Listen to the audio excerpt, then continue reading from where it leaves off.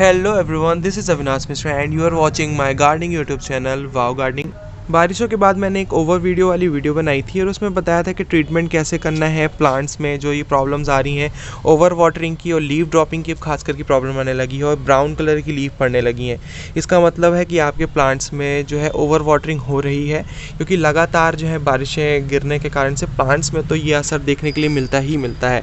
कुछ अच्छी चीज़ें होती हैं तो कुछ ख़राब भी होती हैं। अगर प्लांट्स को आप ऐसी ख़राब चीज़ों पे जो है नज़रअंदाज कर देंगे या उसका ट्रीटमेंट नहीं करेंगे तो आपके इतने एक्सपेंसिव कॉस्टली प्लांट्स जो हैं बच नहीं पाएंगे।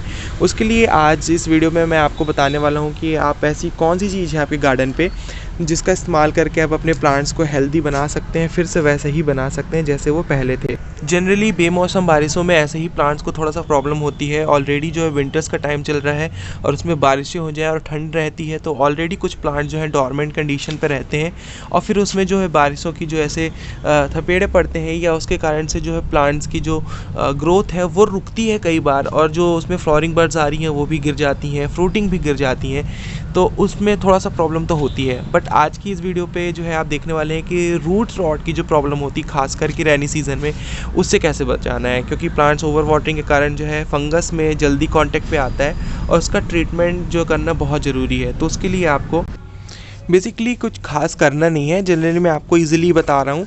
ये आता है दोस्तों फंगीसाइड। अगर आप नए नए गार्डनिंग स्टार्ट किए हुए हैं तो आपके लिए मैं बता देता हूँ, फंगीसाइड आपको इजीली मिल जाता है। आप जहाँ से खाद बीज या फर्टिलाइज़र वगैरह लेते हैं वहाँ पे आप बोलेंगे कि आपको जो है फंगीसाइड चाहिए तो आपको ईज़िली अवेलेबल करा देंगे। छोटे छोटे पैकेट्स में भी आते हैं तो आपको ईज़िली ये मिल जाते हैं।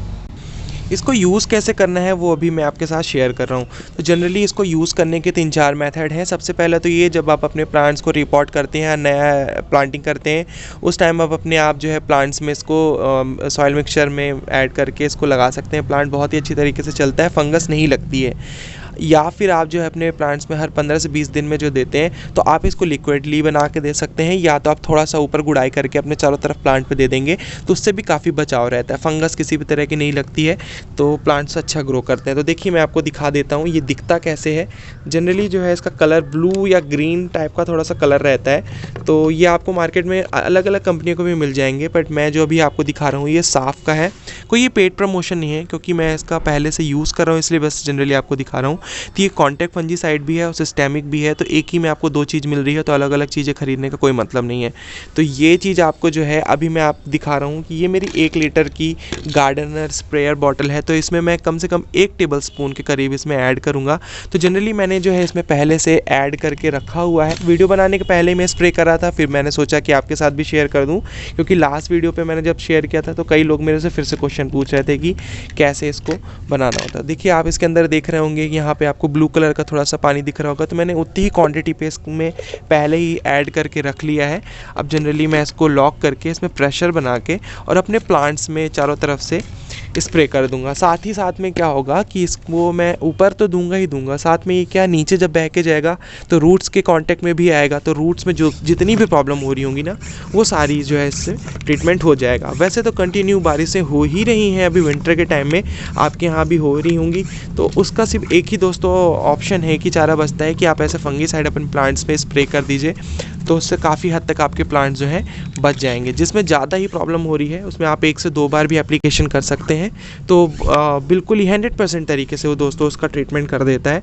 आपको ज़्यादा सोचने की भी ज़रूरत नहीं होती है। तो देखिए मेरा ये जो है एरेका पाम का नीचे से थोड़ा सा रूट रॉट की प्रॉब्लम आई थी एक तरफ, तो मैंने इसमें ऐसे स्प्रे कर दिया था। तो देखिए यहाँ पे आपको थोड़ा सा ब्लू कलर का दिखेगा जब ये गिरता है ना ऊपर से, तो ये चारों तरफ आपको स्प्रे करना है। साथ ही में आपको लीव्स में भी दे देना है, तो जो भी फंगस आ रही है ऊपर से भी इसका ट्रीटमेंट होता चलेगा और रूट्स में जितने भी इफेक्टफुल एरिया है वहाँ पे भी आप इसको कर देंगे एप्लीकेशन, तो दोनों तरफ से आपका प्लांट जो है अच्छी तरीके से ट्रीट हो जाएगा।